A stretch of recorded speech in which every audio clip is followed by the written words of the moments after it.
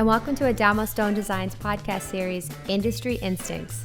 This is our very first episode, and I'm so psyched you're here. If we haven't met yet, I'm Gia, head of content for my family business. Since 1987, Adamo Stone Design has created spaces and developed relationships with the industry's top artisans. And what I've noticed in each contact is they have an eye, an instinct, an innate ability to know exactly what to do when exposed to a space for the first time. We'll go beyond the surface with each guest. Each has transformed their instincts into a business and have how-to tips to share with people like me who could use their expertise in my home. We're in for a treat today. Enter our first guest, one of New England's top designers, Micheal Valvo, creative director of Micheal Valvo Designs in Ipswich, Massachusetts. Micheal has turned his innate abilities into a business, from his beginnings in the North End to his current showroom in Sanctuary north of Boston. We'll explore Micheal's work, his style, his story, and his industry instincts. Noted on his Instagram profile as orchestrator, doer, big picture guy, Micheal is a character with impeccable sense of style. It is a pleasure to have you with us today, Micheal. Welcome. Thank you. That's really nice. You want to get to an age where you say, "Oh, I actually did some of that stuff." That's really interesting. Micheal, can we begin with your connection to Adamo? Do you remember when you first worked with my family?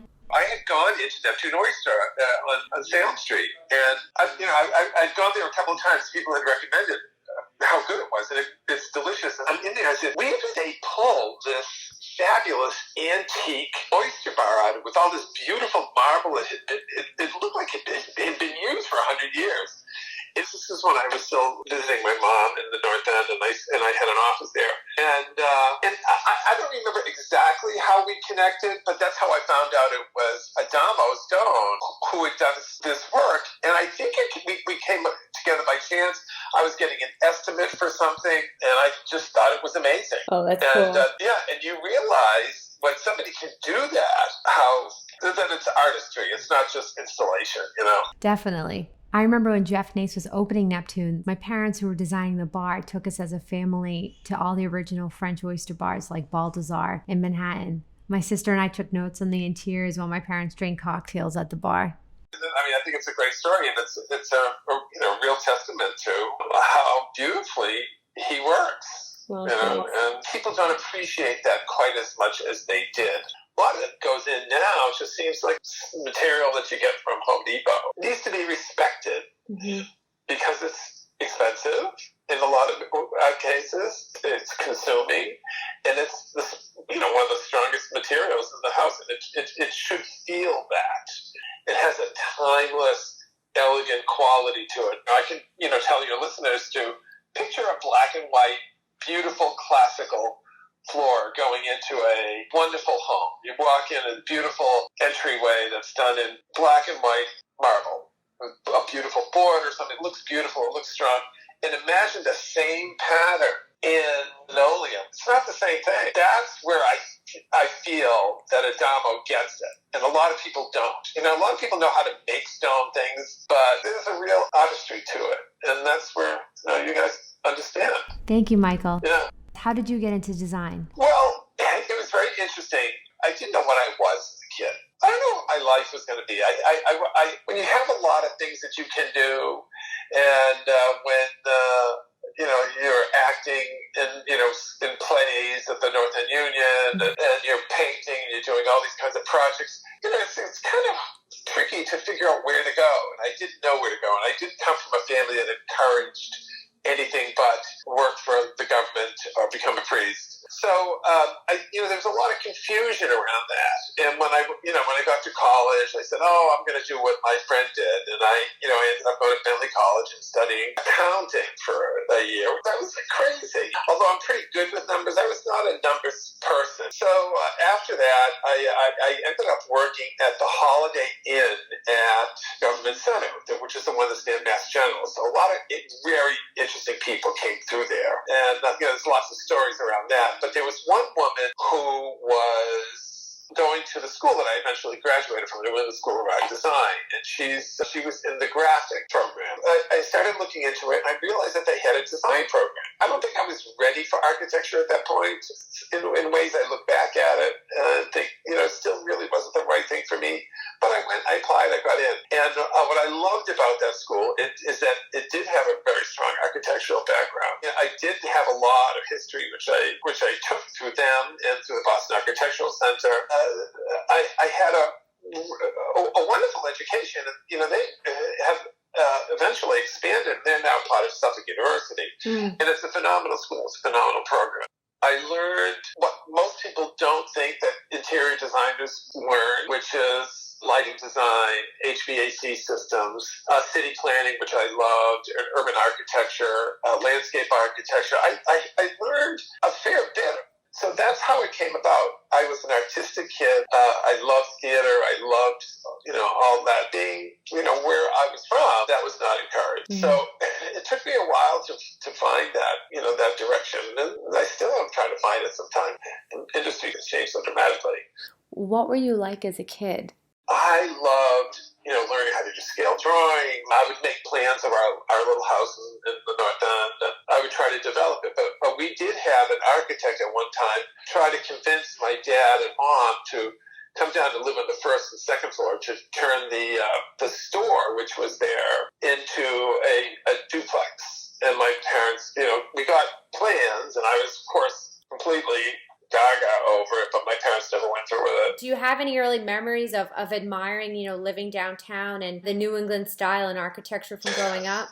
Absolutely. I was fascinated with the old Boston. I don't know if you remember, but when you continue over through Hanover Street, what was the underpass there at one time when the artery was there? It was an underpass, and you could go onto the other side of the artery, and the market was there, and there were all those old buildings.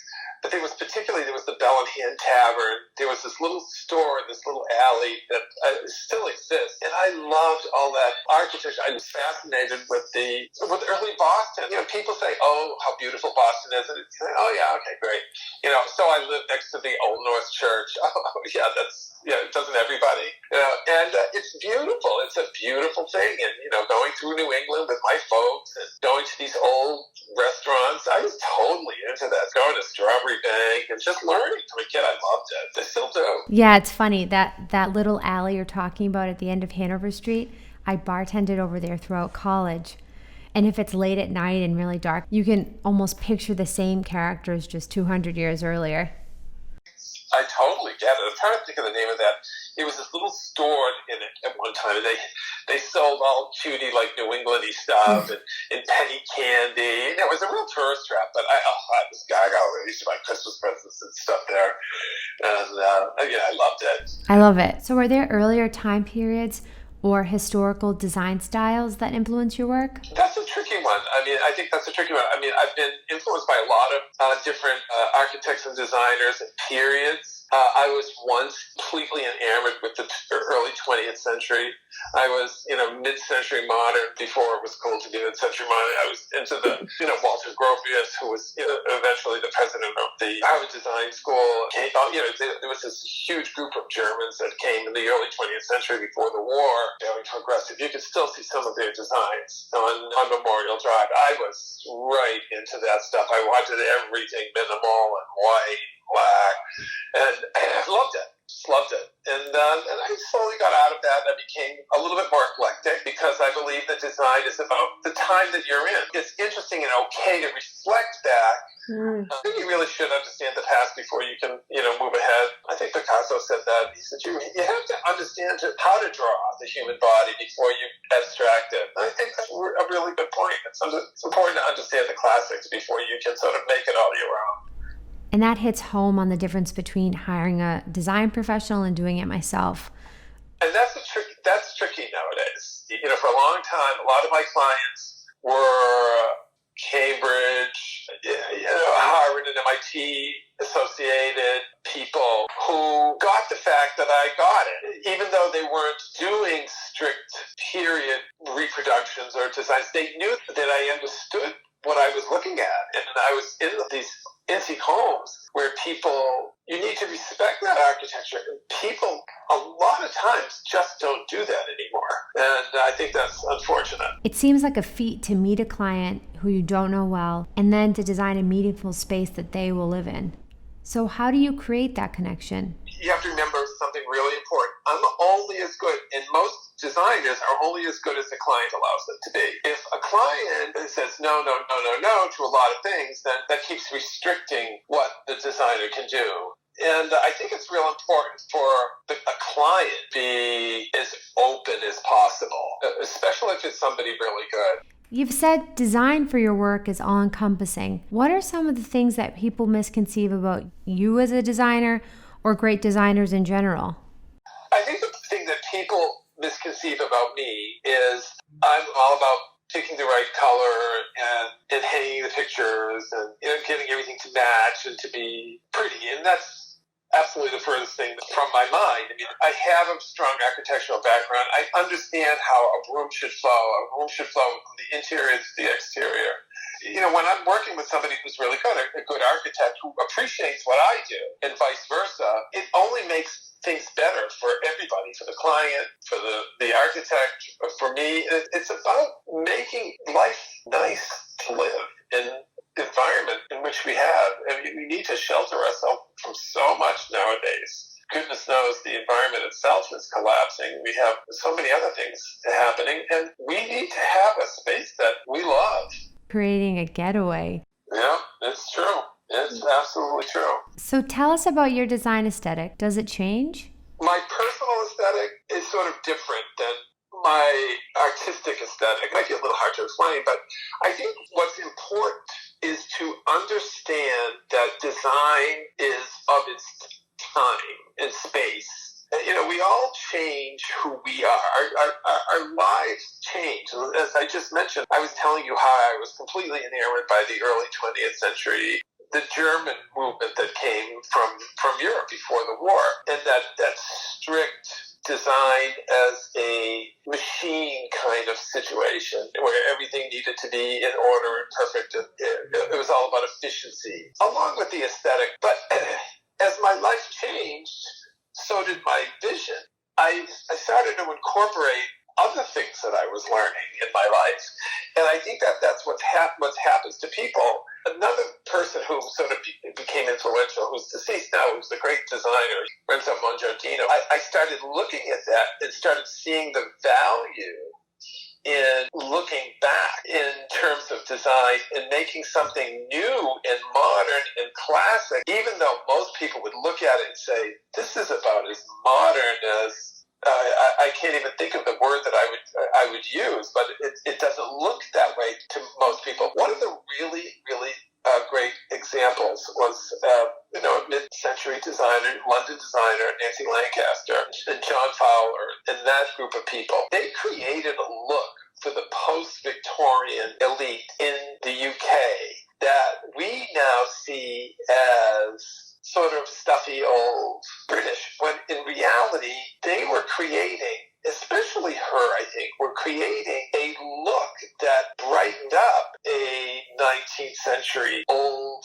British feeling. And they were the ones who brought in the chintzes and the bright colors again and all that stuff. And they created the English country look, which was very popular during the 80s, and they had been doing it since the 30s and 40s. So it's a style. There are people who did that in America as well, women mostly.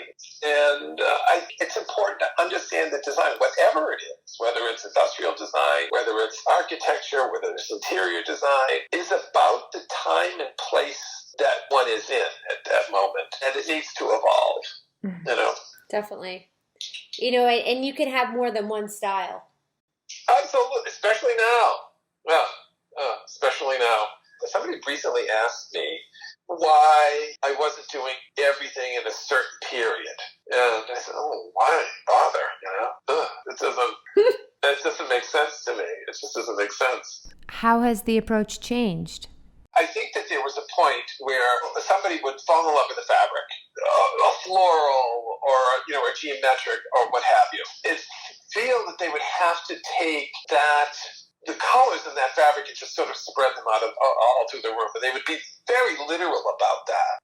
I don't think it's a good approach. I think it's important to understand that a room or a home is like a painting. And you don't always need lavender here or green there. It's about using color and light so that it's spread around. Mm-hmm. You know, I see lots of designers out there who are matching a color to the center of a daisy or something in a piece of fabric. It's just not the way to do it. I thought it might have been at one point, but it's not the way to approach design anymore, especially nowadays when things are so eclectic and you really can do so many things. It's important to buy some nice stuff, you know? Buy once, cry once. Buy once, cry once. Yeah, I love it. Yes, a lot of the stuff that comes out online, it looks great. Once you sit in it, you know, a couple of dozen times, you got to really be careful. These sofas for $1,500 and $2,000, it's not stuff that you're going to be able to use. You're going to have to throw that away in time or get rid of it. I see it happens a lot, and that really bugs me. I know I've invested in pieces and regretted not looking into the quality first. So aside from your tip to invest in quality, you're also a believer that great design can be found anywhere. A piece doesn't necessarily need to break the bank to take on a presence in your home. Speak to us about great design. What moves you in a room? Billy Baldwin, who was another great decorator of the 20th century, one of the guys. Mm-hmm. Okay, I read in one of his books that one of the most beautiful spaces that he had ever been in was a house that was sort of melted into the dunes in Nantucket. He walked in there with somebody else, so they were visiting. You know, there was a hand-rung bell outside, like a doorbell, and he walked into this house, and he said it was one of the most beautiful things that he'd ever seen. There were only 3 fabrics used in the entire house, and most of it was hand-me-downs or antiques. It was all in browns and grays and creams, and it melted into the sand, into the dunes. And he said it was beautiful, and you know, that affected me. None was particularly expensive, and you know, I think there's glorious stuff at IKEA and a fantastic antique deal in Paris. So there's always good design somewhere. It's just knowing how to use it. It's like getting dressed in the morning. You know, if you put on a great belt and carry a glorious bag, your Gap shorts look a lot better. There's so many cool things. And, you know, some of the best stuff I found, I'll be the first to admit it, I've found in junk stores. Some of the best stuff I have. Or how about Boston Move-Out Day? I used to see a very famous person in Cambridge with her husband looking in the trash in Cambridge on trash day. And I learned from that, believe me. No, I learned from that. I think he used to tell me the alley behind Beacon Street. I forget what that was. Always would go there on trash day. Shameless. Well, one woman's trash is another man's treasure. Absolutely. Or as my dad says for Stone Design, one man's stain is another man's patina. It's very good. One man's stain is another man's patina. Yeah, you're paying for that stain, you know. Very often, you know, people would say, oh, that's all old. I said, well, yeah, it took 200 years to get there, and it's your opportunity to give it a new life and make it look interesting, and then keep it going. So how can I give vintage new life? Freshen up a room with a mixture of great things that are new, contemporary, and that are old. And I'm seeing that a lot more in the magazines nowadays. There's a British magazine, World of Interiors. You're seeing a cool bit that's brand new and modern and completely functional, and that adds a voice to a room, to you, to a space. You want people to come in and say, oh, wow, this is really good. You don't want them to come in brand new, sticking right out of a catalog. I mean, granted, there is a space for that. I mean, recently, I think in Architectural Digest, there's some big pop singer with a phenomenal architect and designer created this house that's brand new. Everything is brand new, of the moment, modern. And it was wonderful, and there's a time and space for that. But not a lot of people can do that. That's costly. So, you know, promote your local antique dealer. I go to SOA Vintage downtown. I love. In Ipswich, where my office is, there's a whole bunch of places. Antiques is up there. My friend Ann has got a fabulous place. And it's fun. It's interesting. And it shows who you are and what you like and what you think is interesting. I mean, isn't that what it's all about? You know, it's all about personality. On the subject of adding personality, what's one word of advice that you would give to our listeners who are maybe renovating a space? Absolutely stay away from trends. It's okay to do small amounts of it. You know, things that are less permanent, like paint or pillows or plants or anything like that. It seems that design is mostly about merchandising at this point. We all see it on TV. Plenty of people who have adopted a style, shown it to the world, and it becomes farmhouse modern, for instance. Exactly. At Adamo, the teams always point out if a client selection is just a trend, because it can definitely look dated within a few years.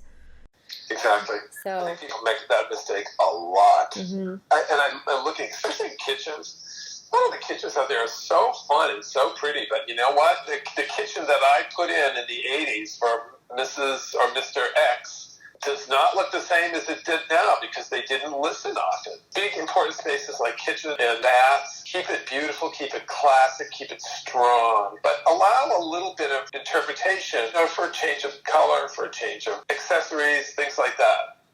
It seems like there's a fine line between keeping your artistry and maybe selling out to get a job, as you call it, merchandising. Exactly. One of the first designer I ever worked with says, once people see you as a merchant, you're done.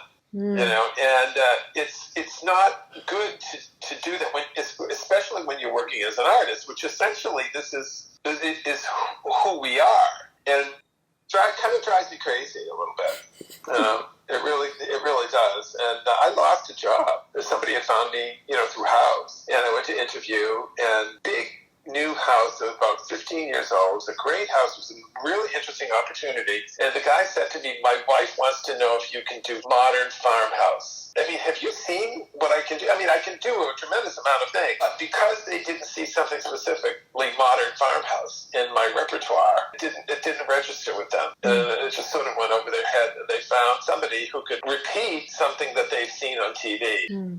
And, I instinctively go into a room, I can read people, and I can immediately come up with something interesting that reflects who they are. And I think people are so bombarded by things that they see on TV and by their friends that they can't jump out of the fact anybody showed them a sofa or a chair that just doesn't fit what they thought should be there. I'm guilty. I've totally fallen for the look of something on social or TV. And then within 6 months, I'm over it and I realize the quality isn't great. But I keep it because I spend a lot of money on it. So I guess in retrospect, I probably should have gone with a professional who could have sourced an item that would have grown with me and been timeless enough it could adapt in any environment.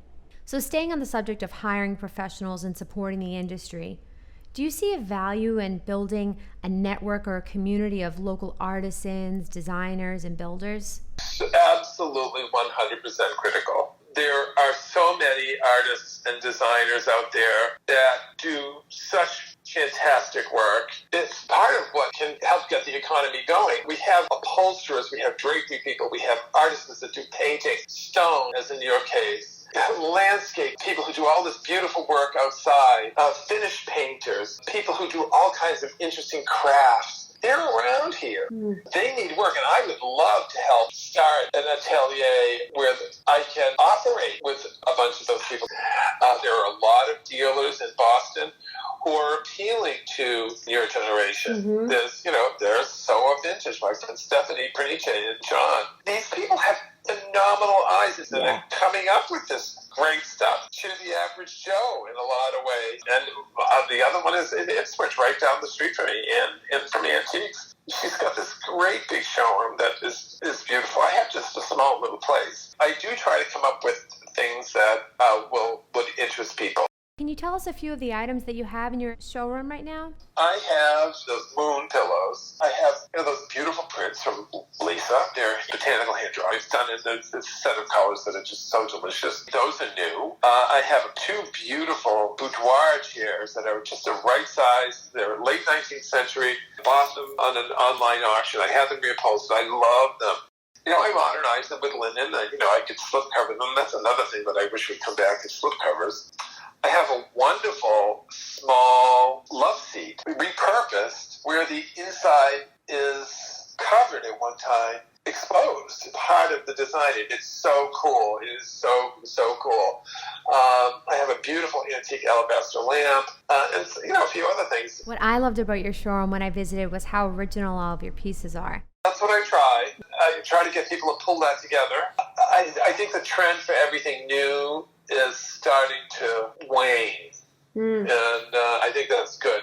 Because of giving something a new life that already had a life that's continuing. I have a friend who's very spiritual. 10 or 12 years ago, I bought a chair in Newport when I had a little shop in Newport. And bought this chair that I fallen in love with, and I said, I'm never going to sell this chair. And we were having a little soiree at the house, and she came in and sat down in this chair. And you know the scene when from Harry Met Sally in the coffee shop? Yeah. Okay. Well, this woman sat in this chair, and she's serious. This is not an act. Oh my God. I'm feeling all the people who have sat in this chair, and she was just going out of her mind. But it's true. There's a voice, like you said earlier. You were able to imagine the people and the energy that was there in that little square where you were bartending. Yeah. People, those spirits. I think they're part of who we are, and I think that's why I love Japanese design and Japanese architecture, because there's a connection with the natural world that allows. There's a spirit in everything. There's a spirit in stone. There's a spirit in nature and flowers and plants and fabric, all of that. That's why I love it handmade. Me too. I fall hard for an item when I know its backstory or how it was made. It becomes a conversation piece. That's what people love. People love the story. And they love the idea that it's part of the past and the present, but will continue in the future. I love that. And even going back to your chair, you may not even think to appreciate how something was made until you see a piece like that where the inner workings are exposed. There's a picture of that on my Instagram page or my Facebook page. It's very cool, and I think somebody's got their eye on it. Oh, good. I'll put a link to that too. Perfect size. It's like, 70 inches or so. It's nice and it's comfortable. And it's done in linen and it's cozy. And all you have to do is change a couple pillows, and you have a new piece of furniture every year. Love it. A lot has happened over the past few months. From a creative standpoint, I'm sure it's been difficult for designers, people in the industry, to stay motivated. What has been keeping you inspired? Gardening does. Intellect does. Understanding we're obviously in political turmoil right now, and it's been tough for me. But I think the thing that has inspired me the most has been the garden. And even though this year we haven't had a lot of rain, and I've tried to be conservative with water, I've been out there a lot more. I've been seeing this garden that I've been putting in for the past 10 years sort of become what I've wanted it to become. That's a perfect example of how to approach design, because that never is the same. You never know if something is going to look the way you think it's going to look in a year. The plant's going to do what it wants to do in a lot of ways. They're going to last sometimes, they're not going to last, they're going to proliferate, or just do their own thing. And that's been a big challenge, but it's also very inspiring. I think a garden makes a person think and makes a person whole in a lot of ways. I love my garden. Design work aside, with all this time that we've had at home, are there any projects that you finally had time to get around to? Well, I just finished a little project yesterday that I've been dying to finish for a long time. When we bought this beautiful 1914 house in Haverhill, Massachusetts, that's sort of a famous house in Haverhill. It's a beautiful mix of colonial revival, bungalow, I call it, and it's a really, really special place, and I love it. But there's this one project that I've been dying to get to. When we had the house painted, I have a little room that is part of the outside, actually. It's what I call the man cave, but I use it as a potting shed. And the painters forgot to paint the door, this beautiful antique screen door that was there. And that's the sort of thing that I've been doing. I painted all that over the past couple days. I'm getting rid of things to edit my life so I don't have so much. And I think that that's important to do as you go along in life. Every year, get rid of it, send it to somebody else who can use it more. Edit. We don't need all the trappings that we think we need. It's hard. It's hard. True, but that's how you prevent yourself from getting stuck. That's how you prevent yourself from getting stuck. It makes your next move easier. Yes. Definitely. Well, thank you, Micheal. Anytime. Okay, kiddo. Thank you so much. And to our listeners, thank you for joining us. You can expect expert spotlights like today each month. We'll also have micro episodes honing in on industry topics, so stay tuned. Our guest today was Micheal Valvo, Creative Director of Micheal Valvo Designs in Ipswich, Massachusetts. From interior finishings to architectural design, Micheal works from the ground up and can design your entire space, making it 100% up to date and planned before you make your move or a contractor lifts a finger. He'll realign, redo, and reimagine your environment thoughtfully with comfort and style. To learn more about his services and showroom furnishings, visit michaelvalvodesigns.com or follow at michaelvalvodesigns. That's MICHAELVALVODESIGNS.